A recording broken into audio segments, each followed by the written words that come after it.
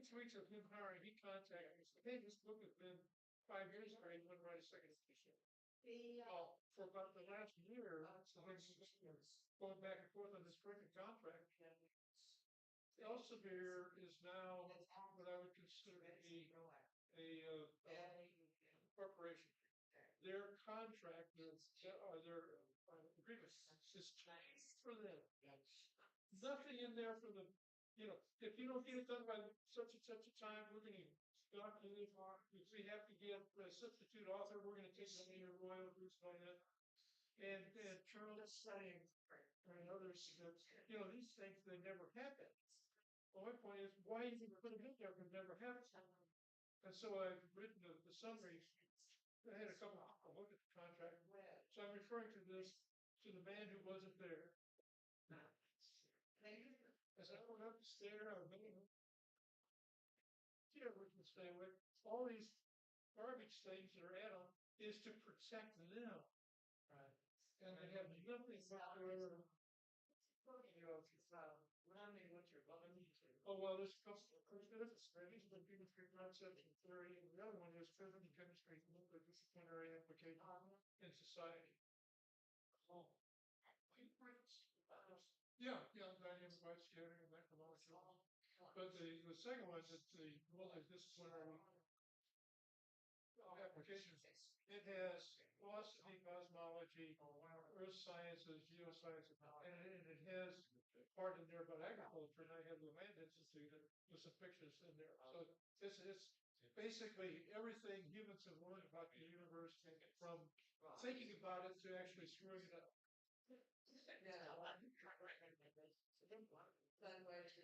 Yeah, like their serenity coverage. Yeah. Oh, yeah. Well, yes. I never forget. What's the WestJax? WestJax. Never. Yeah, I've heard it a couple of times. He always pulls his plants up. I know this 6 foot long. Yeah, I know. But that really seems. Oh yeah, sure. I'm hard to believe in pictures. Oh yeah, yeah. Then there's some birds in the presentation. Place really. My presentations have things in it. People that don't know this about. Yeah. So anyway, if you have any contributions, one thing that I wasn't real familiar with was nitrous oxide. Yeah. Issue.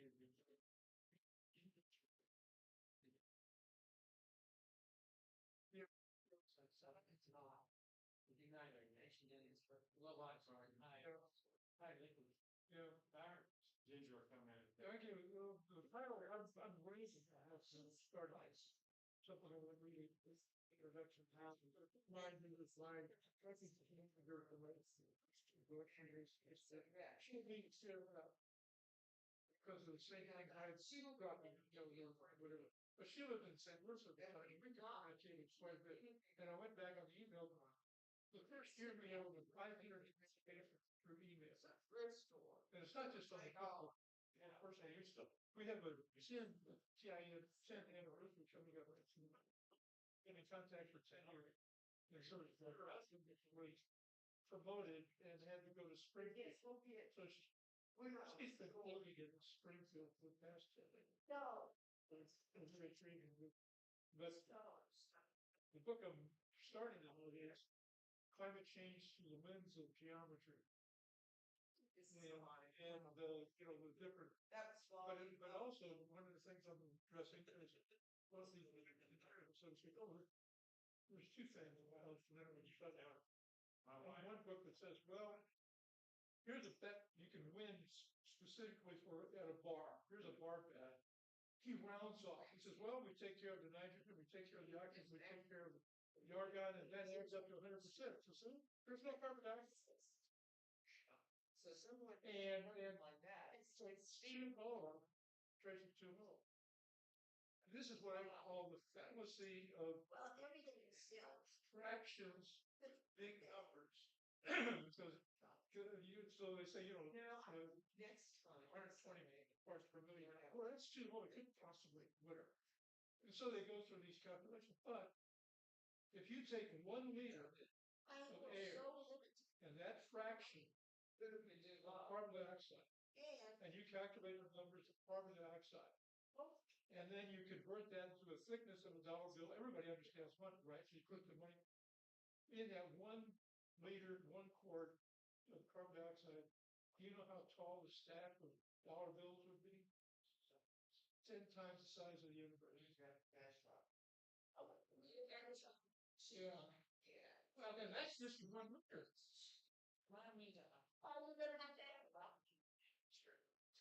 No, nitrogen's above 80%.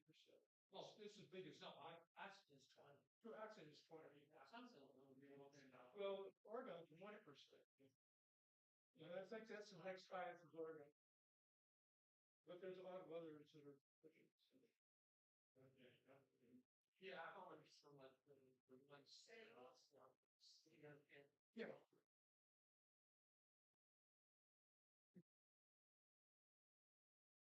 It's amazing. Another thing on the side of because the things are interrelated.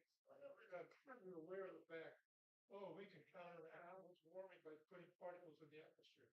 You're familiar with scattering right back, oh yeah, down to Earth and all that kind of stuff. Well, there's a DVD or YouTube for Hansen. Hansen has solved the carbon dioxide, it mapped the carbon dioxide. Right. Effect. Because you're taking hot, but then you're adding something that's cool.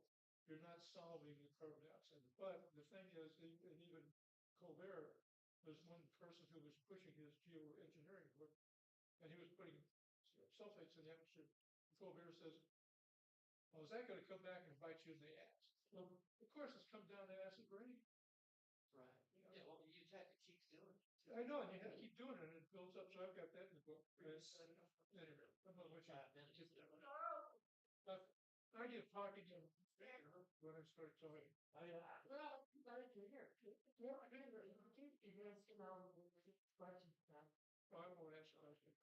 Unless I have nothing to show my mom. Well, I realize that. I just want you to have the answer.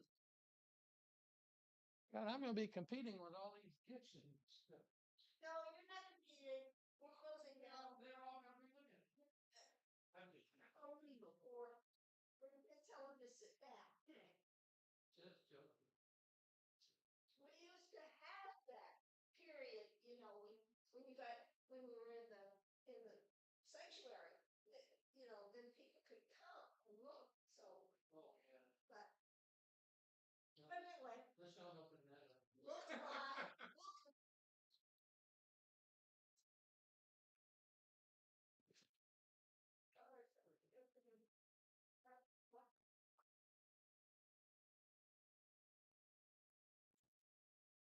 Testing.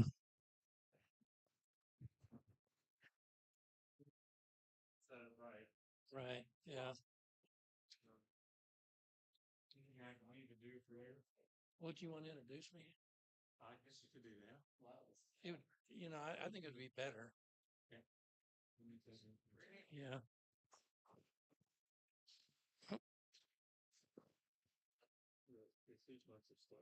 Well, this is one I put in. I used with bye-bye to you. What's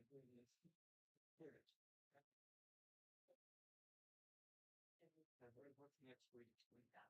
I don't know. How are you? How are you? I'm doing well, Ernie. No. And it's concerned about the debt. Yes. What? Huh? Okay, well, don't need to check in with me. Well, we had a power outage, but what? 2 hours, 4:30 in the morning. Vicky Weakness, the power's out. I said, well, okay. And it goes off for maybe an hour or two, once in a while. And I said, well, check everything out.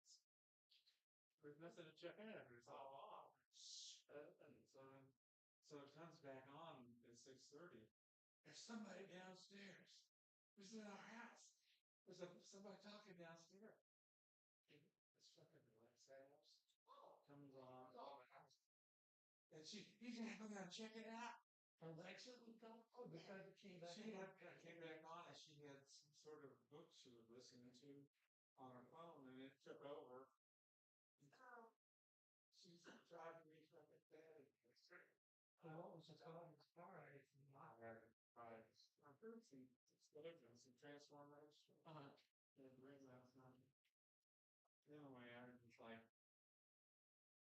she's driving me crazy. I really need to stop.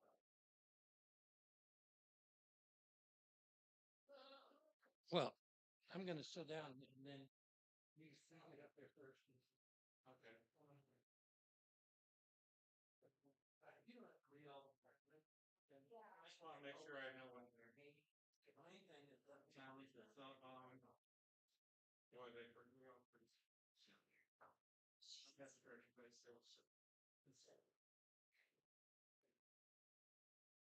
So my next door neighbor is so worried that Biden is screwing the world and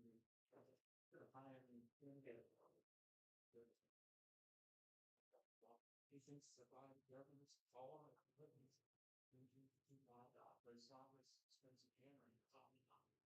Full house generator. There's converted. So the power out of gas and water. So I'm there. It's check things out. So I'm going to go big and come on.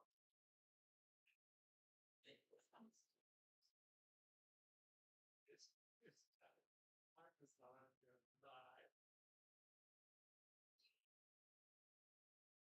But what I call it, what's your effect? Not enough. How do we share the what? Share the agriculture. Oh, I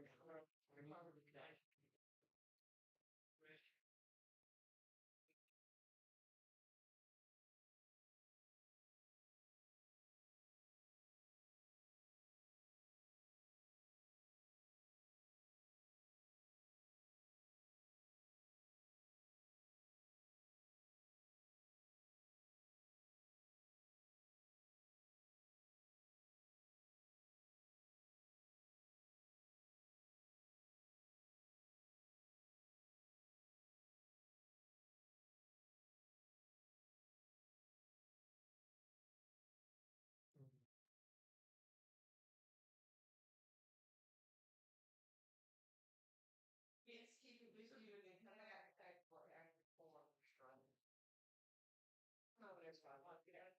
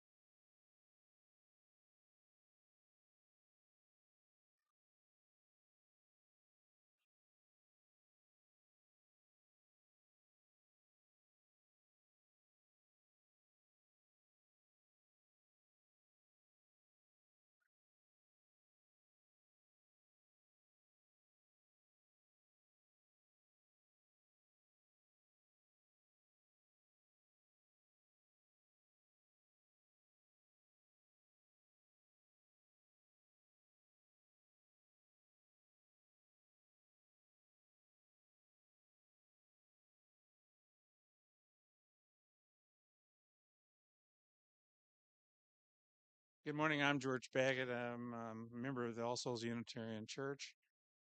This morning, we have a forum speaker, Craig Volland, who is the chair of the Agricultural Committee of the Kansas Sierra Club and also a member of the Sierra Club's National Food and Agricultural Grassroots team.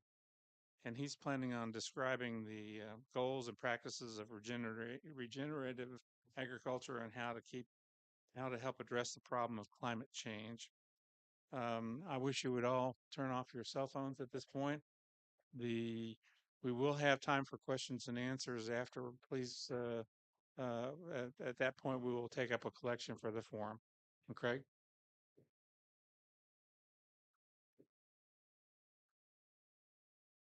Thank you, George. Glad to be here and on this holiday weekend, which is about food more than anything else, or it's supposed to be aside from marketing.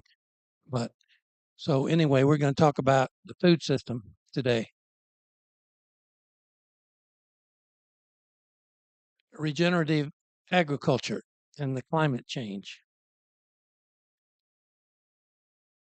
Here's what the problem is with the greenhouse. I presume you're all familiar with greenhouse gases are the cause of the climate change problem. And these are the three uh, gases that are related to agriculture. And carbon dioxide is the big one that you've all heard about. It's also the standard that all the others are related to as far as impact. 79% of U.S. emissions and about 40% remains in the atmosphere after 100 years. So that's one of the big problems with carbon dioxide is it's so long lived in the atmosphere. Methane is 11% of U.S. emissions, 25 times more potent, though, than carbon dioxide, but it remains in the atmosphere just 12 years, which you could then say better controlling methane is a good way to really get at this problem. The other chemical much less known is nitrous oxide, N2O, 7% of U.S. emissions, but 273 times more potent according to the U.S. EPA. And it remains in the atmosphere 112 years. So that's a biggie, even though it's percentage-wise, it's not that high.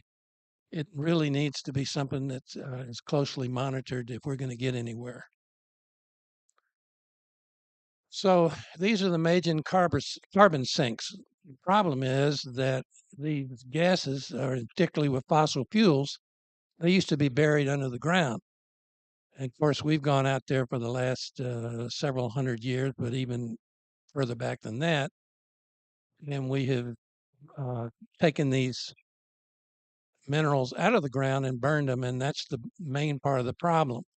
And you can see that the pools of fossil fuels is still huge, 5,000 billion tons, and but soil is 3,000 organic and almost 4,000 uh, billion tons uh, in the soil.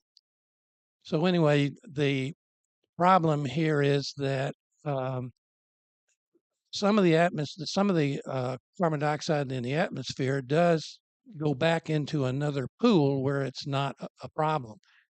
In particular, the ocean takes some of it, and then it goes to trees, and the trees put some of it, 60 of the 110 tons, into the soil. So the whole point of this uh, presentation is to describe the potential for the soils of the earth to essentially reabsorb uh, this, this carbon dioxide.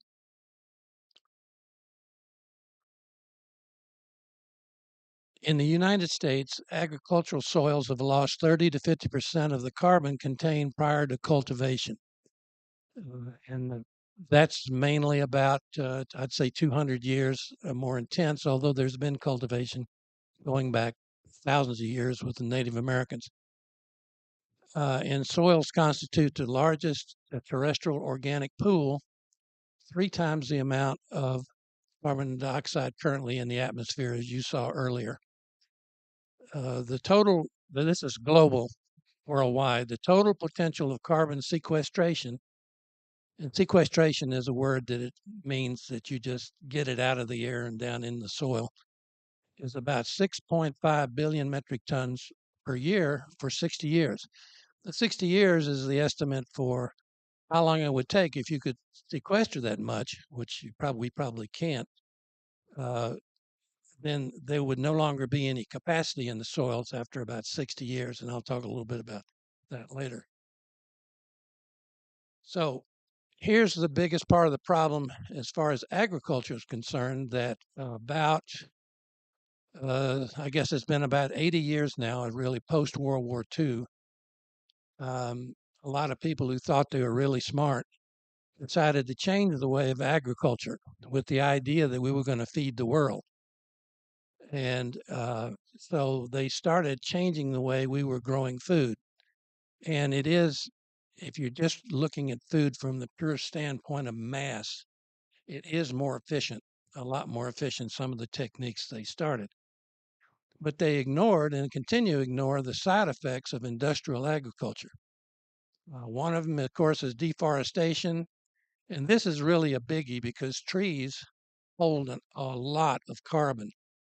So if you're going to clear forests in order to grow food, that is one of the biggest problems or the contributors to the carbon dioxide in the air, because that wood eventually rots and goes back in. And we'll talk about how we can reverse that. Um, the other is the loss of organic matter. What happens is that this is the existing organic matter in the top uh, 6 feet or so of the soil, in particular the top 2 feet, um, is that when you plow it up and expose it to the air, that essentially bare soil, then it becomes oxidized and you get carbon dioxide and some methane and nitrous oxide. The other way that this organic material, which contains the carbon that you want to keep in the soil, is blown off when you leave the uh, fields bare, then the wind comes and blows it off. And you might remember um, back in the 40s, or it was the 30s, I think, the massive problem of dust, the Dust Bowl, where the dust actually was encountered from the dust from western Kansas and other areas in there made it all the way to Washington, D.C. And then our politicians said, well, maybe there's a problem, but we can't see where we're going. So we know what happened there. And in fact, there were some, they actually got busy and did some things to prevent that happening as badly. We still do get a few dust storms and droughts, but so we know that we can do that if we put our mind to it. Um, the other problem is that when you leave fields bare like that, the soil hardens. I've got a backyard like that actually, where it just gets so hard that the water runs off of it and takes with it some soil, and that soil has organic material in it. So we're losing carbon that way. Then you have, because you have poor drainage in that hard soils, then the water runs off, and you don't get use of it for the crops as well, and it doesn't go down into the soil. Under certain circumstances, you will get a generation of nitrous oxide and methane, because nitrous oxide is formed when you have low oxygen and high water, uh, essentially anaerobic conditions. Um, Now, the other major problem is the use of chemical uh, pesticides, and that disturbs the soil microbiome. That's all the bugs down in the soil. And I'll talk about that in a minute.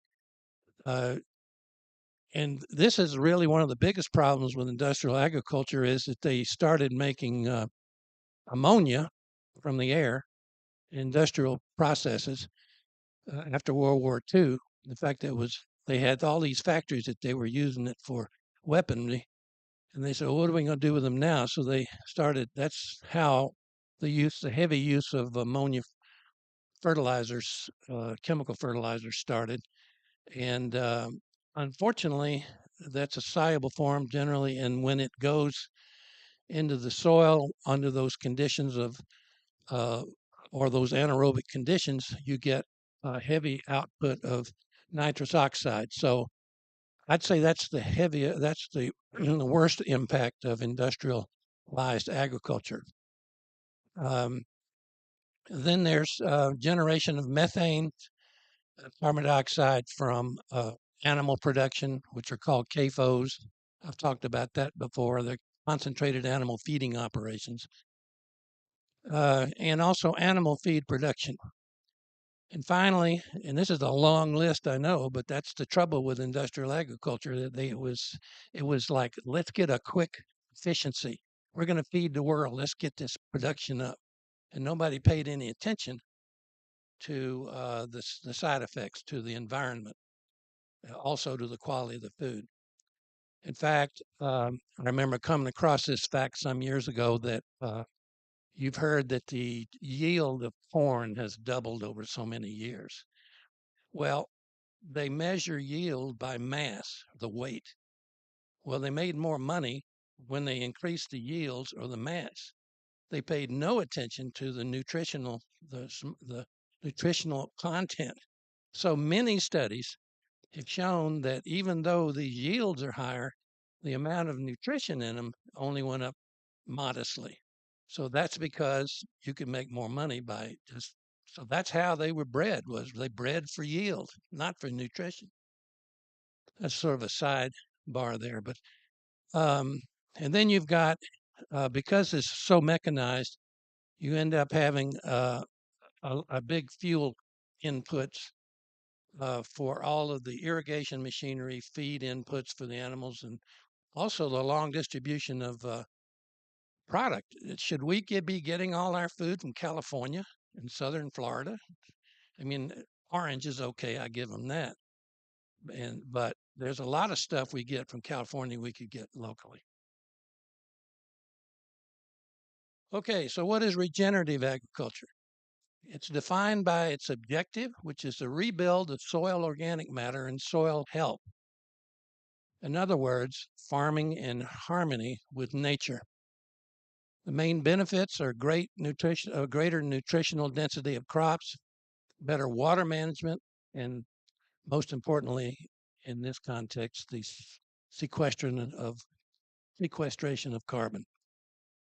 The principal techniques we're talking about are no tillage or no-till agriculture, where you don't plow it up anymore.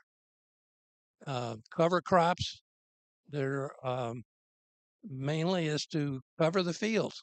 If you cover the fields, you're going to get a whole lot less dust and the drought and so on. It's kind of obvious. And also diverse crop rotations. You rotate in various crops to add diversity to the population in the soil of all the microbiome. And also you bring in legumes, many of which fix nitrogen. So you get the nitrogen instead of some factory in Alabama making nitrogen, shipping it all the way out here or wherever they make it. There's plants that just grab it right out of the air, right on the site, which is really pretty simple. That's called nitrogen fixation. Um, and finally, the other thing that's important is if you're going to have these cover crops that you're not going to harvest for some product, you basically want to lay them down on the ground and incorporate them lightly. You don't want to disturb the soil, but you put them down so they also go back into the ground as organic. So you're returning the residues to the soil, also the crop residues. Now, the interesting thing about this is it's not new. All of these things have been practiced historically before industrial agriculture and are still practiced by a number of farmers. Um, and the good news about this isn't some future technology. This is technology everybody already knows about. It's just not being used that much because it's maybe a little harder to do, and it does take more thinking. As part of the National Grassroots Food and Ag team of the Sierra Club, there's several farmers that are constantly putting out, constant buzz about regenerative agriculture. And these guys, or these females too, uh, they have studied this stuff and they think real hard about their farming. And I've noticed in all of this that these are farmers that don't just listen to some extension university expert tell them what to do. They go out and figure out. They go out on the land. They almost they look at it. They listen. They feel the soil, so that they basically incorporate themselves more into it. Now, this is also important. As you know, a lot of our fields that we grow crops on were taken from forest land originally, particularly further back east. And so, one of the practices that's considered part of regenerative agriculture is to plant trees. For example, you can plant them and also hedgerows, all kinds of more woody material plants can be put around pastures or around your fields, sometimes in your fields.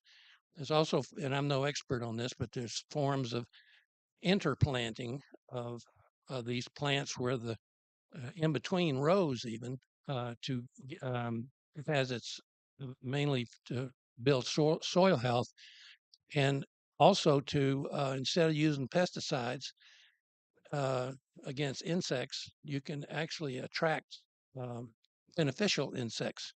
But if you have certain kinds of plants in amongst your crops, so at any rate, planting trees and head that has a bigger impact than the other practices. So it's a very important part of it.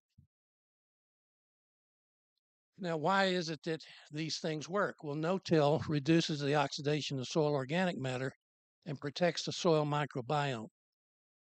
Cover crops extract CO2 from the atmosphere and exude carbon compounds into the soil through the root interaction I'll show you in a minute.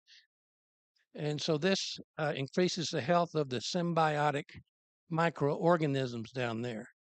Symbiotic means that the plant and the insect have a common interest, and so they're working toward their own interest, but at the same time, it serves the interest of the other entity. So this is really important because we really are having a water problem around the country, particularly in California and some of the traditional uh, agricultural areas. And so we need to improve the health of the soil so it holds more water. We get better use of what water is available. Okay, so now we're going to talk about our friends, the soil microbiome. Those are all the little bugs in that they're by the billions in the soil everywhere. And it's really it dawned on me one day, this is really analogous to the gut microbiome. Just in the last 2 decades, scientists have discovered that all this stuff in our own gut is helping us. It is actually helping us process food. It even has even more other connections to our bodily functions. So it occurred to me this is really the same thing. This is instead of being against nature or afraid of bugs and bacteria and so on, the idea of a good bacteria is a fairly new concept because when I grew up, all the bacteria were bad. Well, now we know they're not. And so it's really the same thing. We have our gut microbiome, and plants have their soil microbiome. Um, okay, the rhizosphere is the area around the roots of these plants, and that's where the microbiome operates. Here's a picture of that. And you have all the little bugs in there, and bacteria, and even funguses. Fungi are very important in that whole process, and so they basically kind of running the show down there. So the plant gets what it needs, and they get what they need. But in the process, they um, put carbon back in the soil. Here's 2 fields. This from the NRDC, uh, where the field on the left was the practices there were regenerative. The field on the right was industrial practices. And so you can see what happened when they had a heavy rain.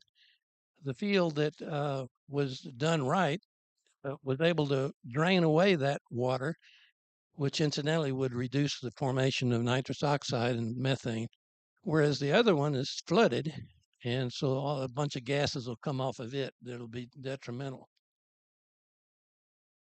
This is a busy graph here, but mainly look for the black colored part of the graph. That shows that like cover cropping is very low cost.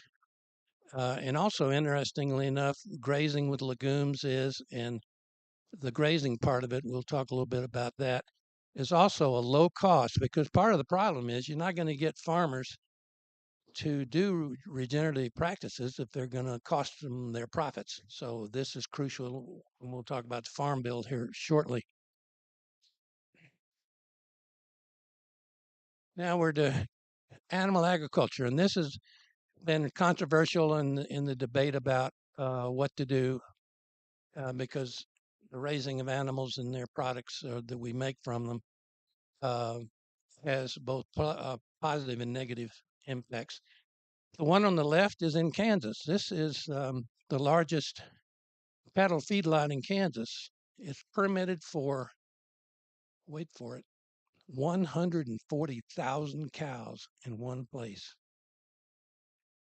The picture on the right is the largest dairy in Kansas, 35,000 dairy cows. Now, 40, 50 years ago, the typical dairy was 40 to 80 cows. Maybe it'd get to 120. And it supported a family, and they were all over the place. Now, as far as dairies are concerned, particularly in California and western Kansas and up in Oregon and Washington, you'll see these much bigger ones. This is also in western Kansas. I about fell over when I came across this file in the Kansas Department of Health and Environment. This is a manure lagoon. This is where you have when you have a large hog operation, hog TAFO. This is what they do with all that waste, because when you, and this is really simple, when you concentrate all the animals in one place, you concentrate all their manure. And that becomes a big problem as to what to do with it without polluting the water and aggravating your neighbors.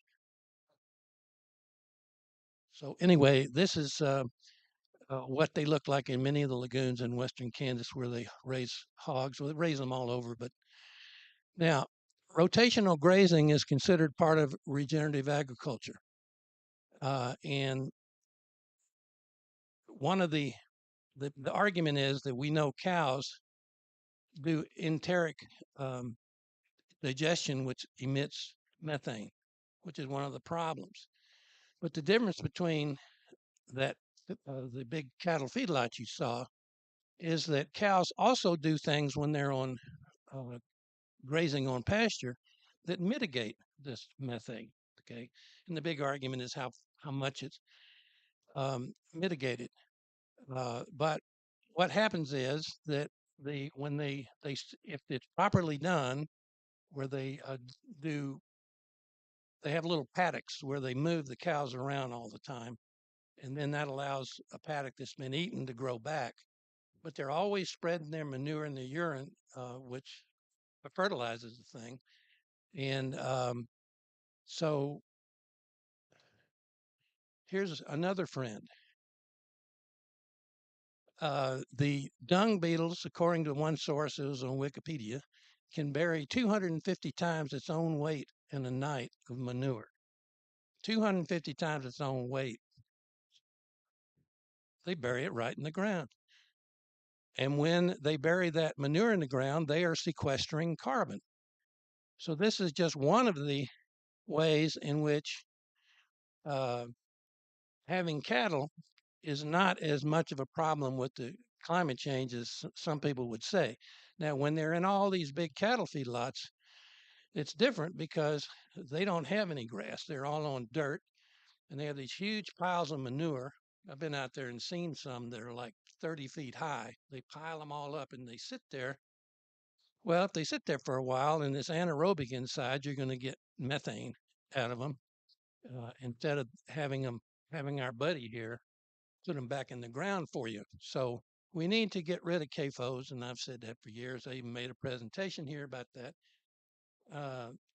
But I'm not ready to say that we should get rid of animals on pasture.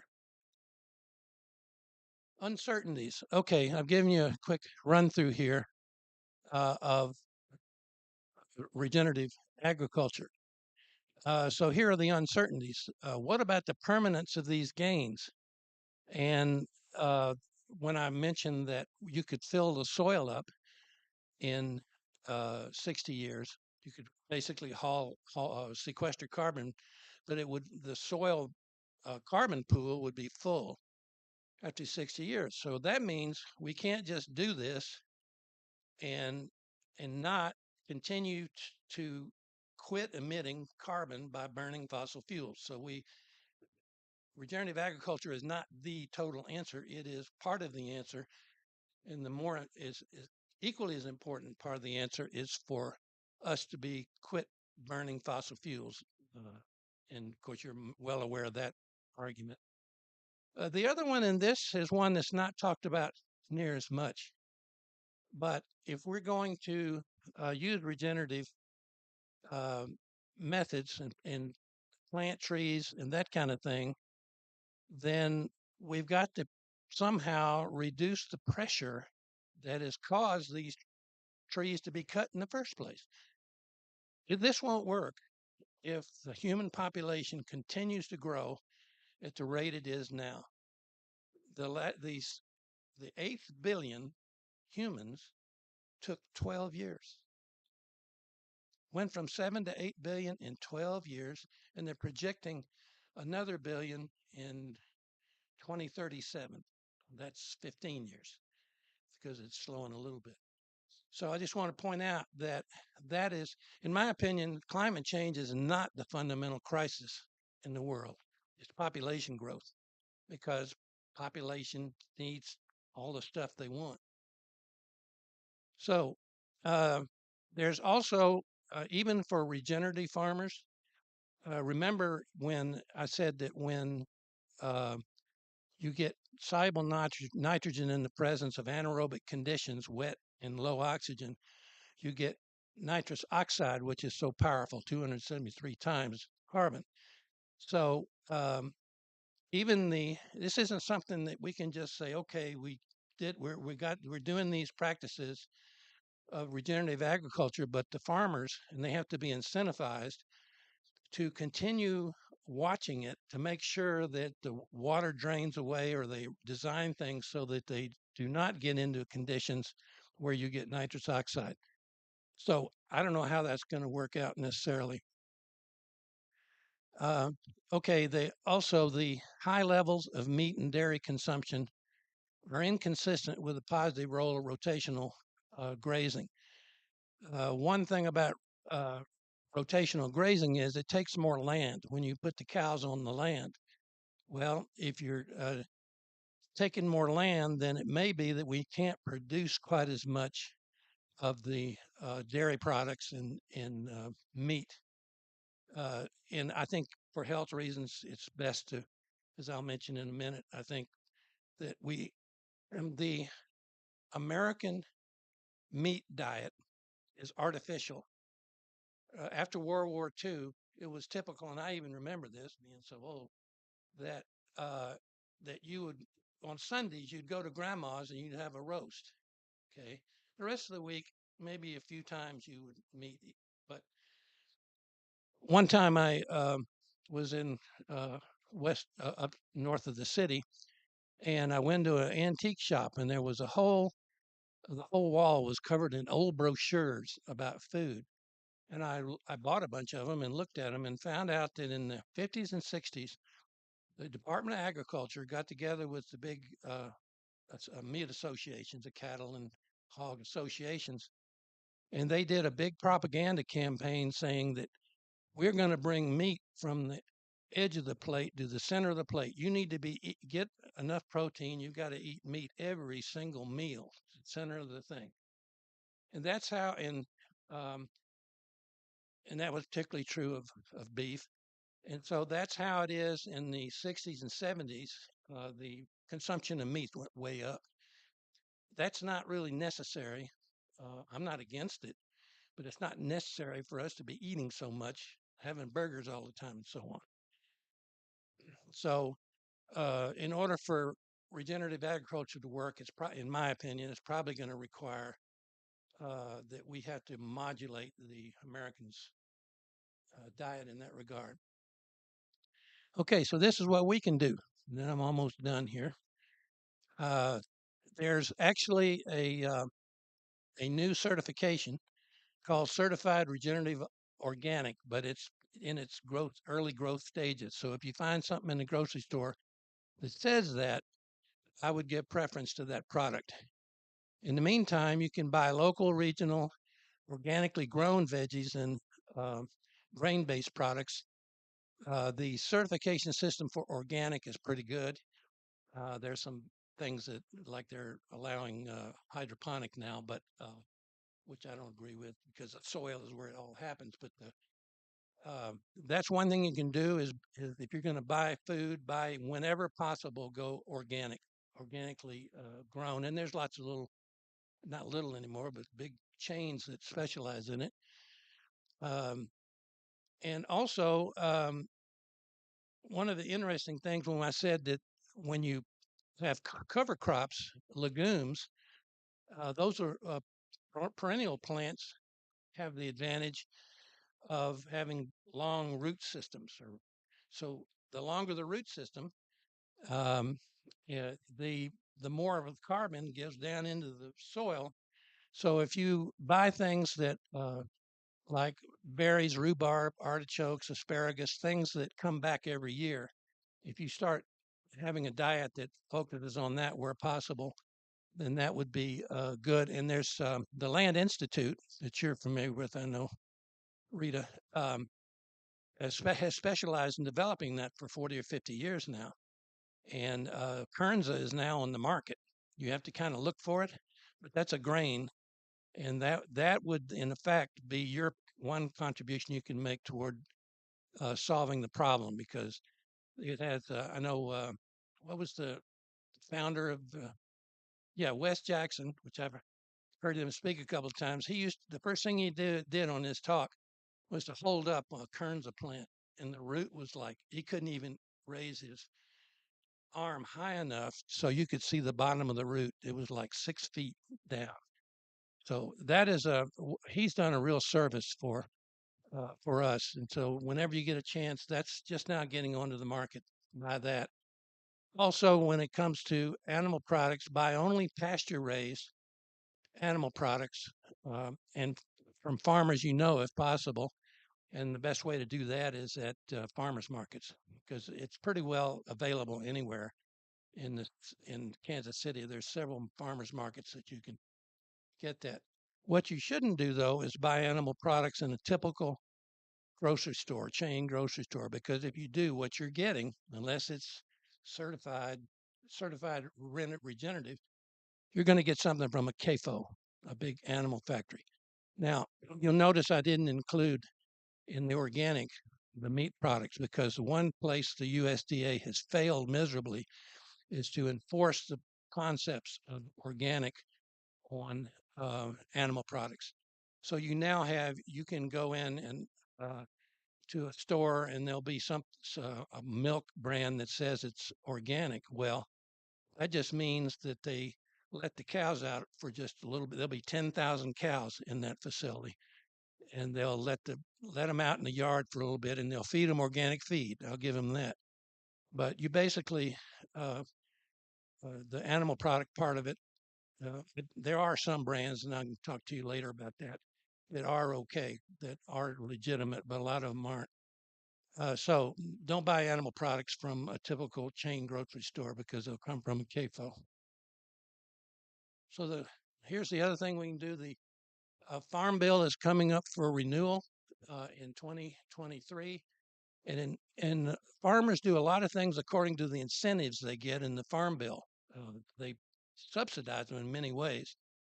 I won't get into all that, but basically, you can contact your congressperson and say, please change the incentive structures to help farmers transition to regenerative practices. And a good source of information on that that some have portals to. You can contact your congressperson or like the NRDC, the Sierra Club, and the National Sustainable Agriculture Coalition. That's a really good one in INSAC. You can look that up on the. Um, so that's it. So we can now have questions. Before we take questions, we're going to take up collections for the forum. And if you have a question, please come up to the microphone rather than from the audience. And welcome to the forum.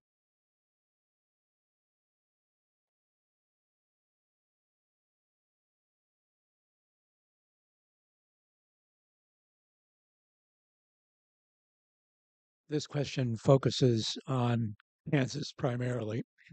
My understanding is that the farmers in western Kansas are beginning to understand that they are not going to be able to draw as much water from the ground as they have been doing.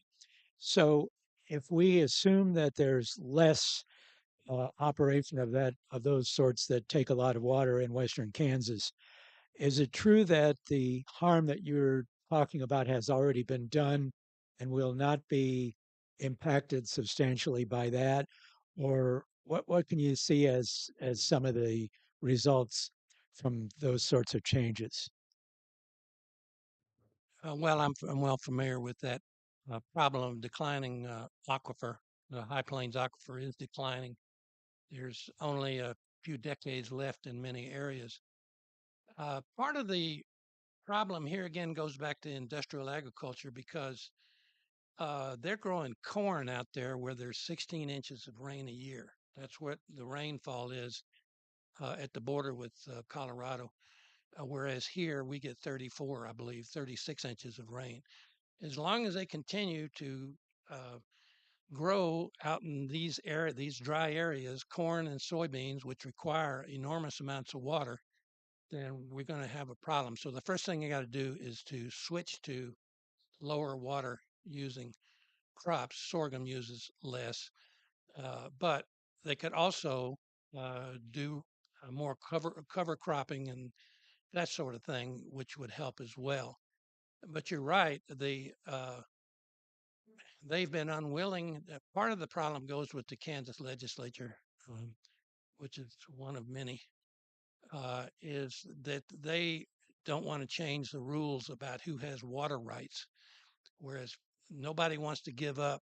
Well, there's some exceptions that they're doing some things, but basically, people it's first in time gets the rights to the water, and so there's no incentive for them to not use as much as they want and grow whatever they want. So that's going to require some changes, and the governor came out a week or two ago and talked about that she's going to pay attention to that. Unfortunately, that's only one part of it because there's also surface water pollution that's not being attended to.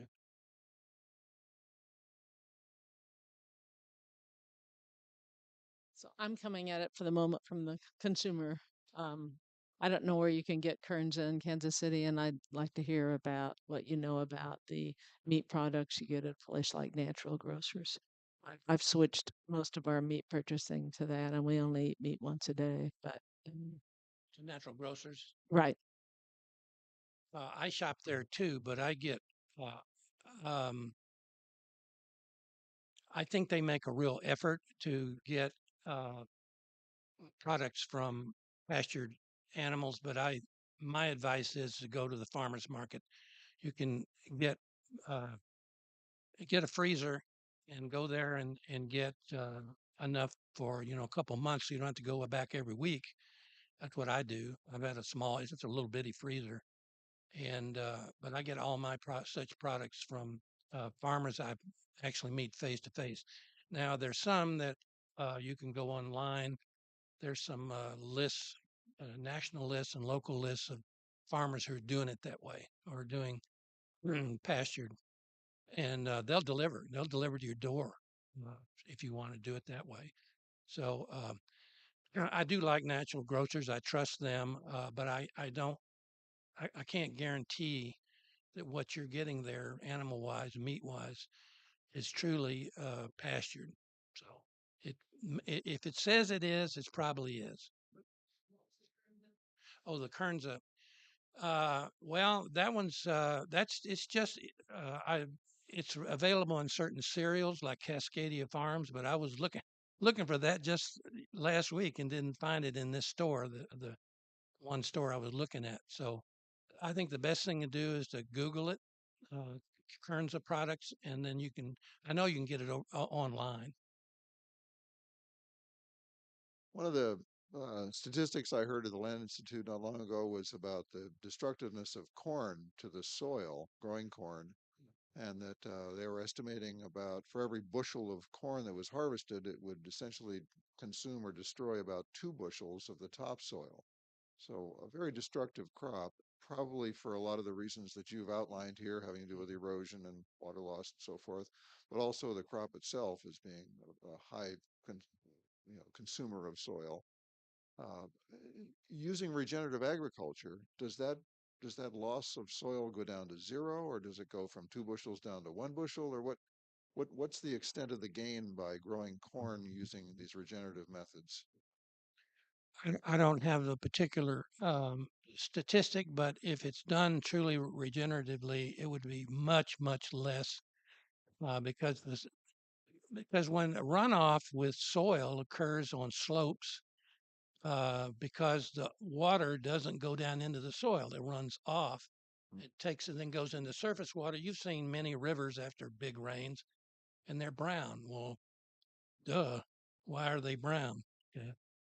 I can't really answer that directly, but I'm confident that there are farmers who are growing corn regeneratively that do not have that problem. That's all. Okay, thank you. I'm going to ask you to comment on something. You said that population was very important, and I agree probably 1,000%. Of those books that I mentioned, I have a plot of the population versus year in a semi-log plot. And there's two straight lines, and the breakoff point is around 1940. If you take from 1940 now and take the slope and use that as a constant, the prediction in the year 2100 is 26 billion people. Can you comment on that? Well, um, the last estimate I heard was that it isn't going to um, level off in another 15 years. It's going to be another billion people. But there is some evidence in even some developing countries of people having fewer children. So there's some progress being made. It's not being made fast enough. Well, the trouble is nobody's talking about this. If you look at the politics and around the world, nobody's really talking about there's too many people because they're afraid of offending someone, and I can understand that. Uh, but it's something that we really need to face. And this isn't new in nature. I mean, you've heard of other animals that grow way out of their uh, niche in their ecosystem and they go away. Uh, and so this is going to happen to us if we don't do so. I think we would have a total crisis well before we got to 29. Where would you put 29 billion people? Uh, so uh, if we're not going to, and this is a really tough one, you don't want government to get into people's lives that much. So my answer is that we need to empower women, particularly in the developing countries, to have control over their bodies so they don't have to have 14 children. And that is the way it is in some of those places is that they can't do anything, just have babies, and it's not their fault. So how do you do that? Well, it's happening somewhat. I think women are more powerful in our country now, and I think with the internet and all, and this is speculative, but I think women in other developing countries all are on the net, and they see that women aren't getting kicked around anymore in this country. And we know of recent votes. So I think it's happening, and I've noticed more females in these countries being in leadership positions, but it just needs to happen sooner. And I don't know how to make that happen, but I think we have to encourage empowering women to control their bodies. As a result of drought conditions in France, the argument for small farmers and big farmers is that they're trying to capture the water in ponds and reservoirs, and the small farmers are being left out. Do you see the possibility that scarce water supplies will be a focus of reservoirs developed by these big ag companies and essentially taking the water away from small farming? Well, I think that's the answer. That's pretty obvious. That and in the West, huge amount of that water it does go for irrigation, but for big operations, not the little guys. And you're familiar with the lakes that they're showing, the big reservoirs are showing that are much below where they used to be. But the other thing is something like 30% of it's going to the cities in California. And so uh, the small farmers and the smallish farmers, there's some intermediate size that would do regenerative agriculture, really don't get the incentives in the farm bill. It's the big guys that do, that are incentivized just to yield, even if the products aren't any good. So I think that's a serious problem, and I agree that you're going to start to hear more about it from angry farmers. There's also a racial imbalance where African American farmers don't get any breaks. There are some efforts. A lot of these groups are bringing that up. All three of these that I mentioned of the groups, NRDC and SRAC and the Sierra Club, are saying we've got to also not just African Americans but Latinos, all of the little guys. We need to start incentivizing them to grow uh, food, and so that's another thing we need to do. Thank you very much. 7, 8 years ago, I went to a presentation I caught wind of over in Johnson County, and it was one of the leading researchers at the Land Institute. And the audience was, I apologize for this, but it was Johnson County gardeners. The disconnect, the inability of a Land Institute speaker who is really a quite good speaker, the inability of his being able to communicate with suburban gardeners was incredible. Can you comment on that gap in understanding? Well, I can believe it. That because well, you got to give them credit though. The Land Institute is very much focused on the larger scale food production, and I think that's good. We had speakers on Zoom last spring that are addressing that wasn't the Land Institute, but you remember we had a Zoom program where you can get this compost. There's these big compost companies now around urban areas that you can get for very low cost compost. That's the main thing that can help gardeners do this. As long as you don't let it get wet all the time, because even it'll put out methane and nitrous oxide. But they were talking about people in their lawns. You don't need all these chemicals on your lawns, or you can basically just put in compost. I've been doing that on a small scale on the place that I'm living now. Um, so I think there is another level of this. My presentation was mainly the big picture agriculture. But I agree with you. There is a real role for each and every one of you that do gardening or even want to have a lawn. Uh, or better yet, you can just let the lawn go and grow back into what it used to be. Uh, so I agree that needs to be more talk about that. But we had that speaker, and I think that's recorded somewhere. We, yeah, it was a forum program that I arranged for. So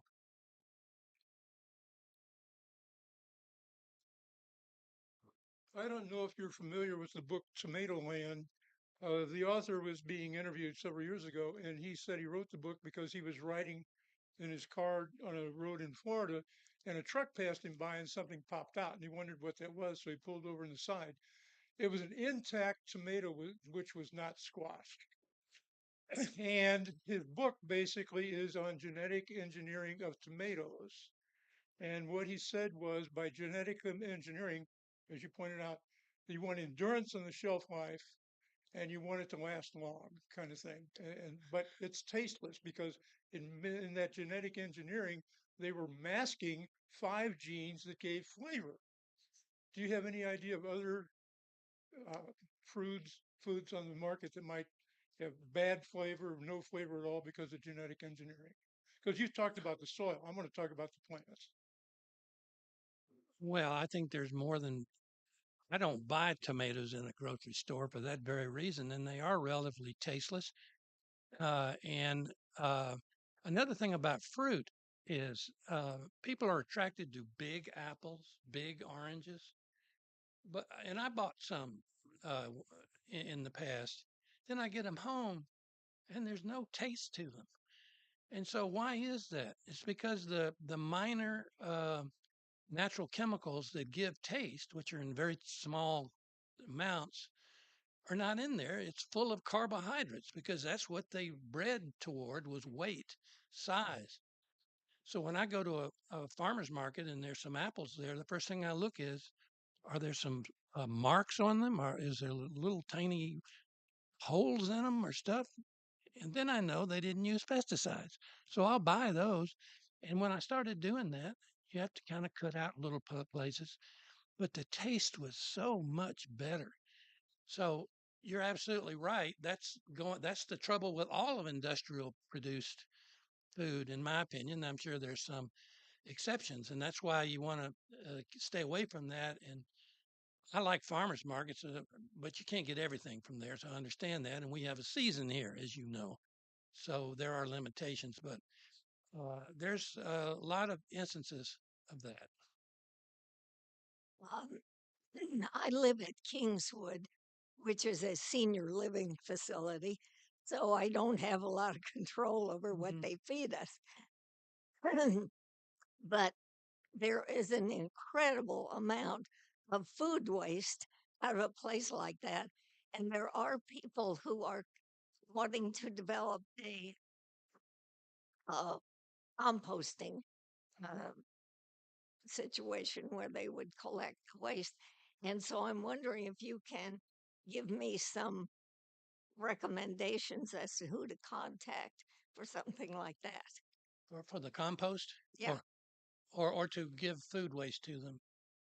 Well, the composting, You know, the companies that would collect the food waste. yeah, I didn't come prepared with the name of the company, but it's those people that spoke in the spring. What's that? Yeah, Stan Slaughter would know, but it's uh, you- Compost Collective. Compost Collective. Okay, yeah, but you're absolutely right. There was just a story out in the Guardian about the Netherlands, about the way they have. They're one of the big exporters now to Europe of food, and they have almost no food waste anymore. It either gets composted or fed to hogs. So that's not new either. In the old days, in small towns when there were free range hogs everywhere, if people had any food waste, they would just feed them to their neighbors' hogs or this. I mean, it doesn't. You see what I mean? I call it the inside the box corporate thinking. Is you could point to that as one of the main problems in America and the world is that these guys come out of school, and I came out of MBA school, where they're thinking just like that, and they don't realize that there's simpler, better ways of doing things. And that's what's happened with why we have so much food waste, and it goes in the landfill where it produces methane. So there is an answer to that. I would just Google the compost collective, or look on our. I'll look on our the forum website to see if we can still access that or that program. Thank you, Craig. That was wonderful. I want to tell you about next week's forum. It's going to be Keith O'Connor, an attorney.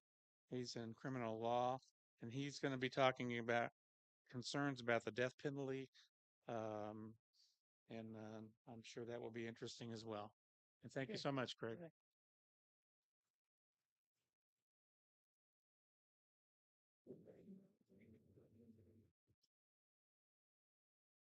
that's like they're food waste as well. Looking food waste from right. Yes, so what is going on?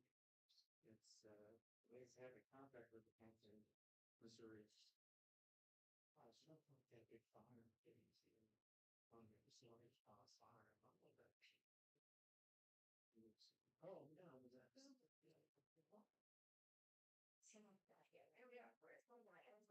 Could I get a copy of your PowerPoint? Because it's got information on there. I want to, if I get to that, when I get to the parts, what's the one I want to talk about? Here now.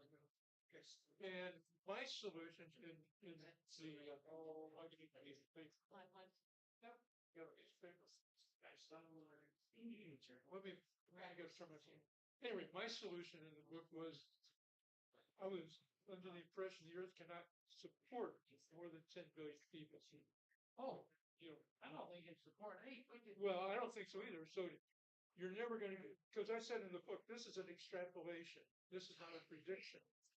So if you take that part that's linear, you extrapolate from the year 2011 and extract. Oh, wait, we meant it's the virus. Folks, if anybody wants to have further discussion on the topic, go to the library for a meeting. Go to the library for a few minutes. Just speak up there. It's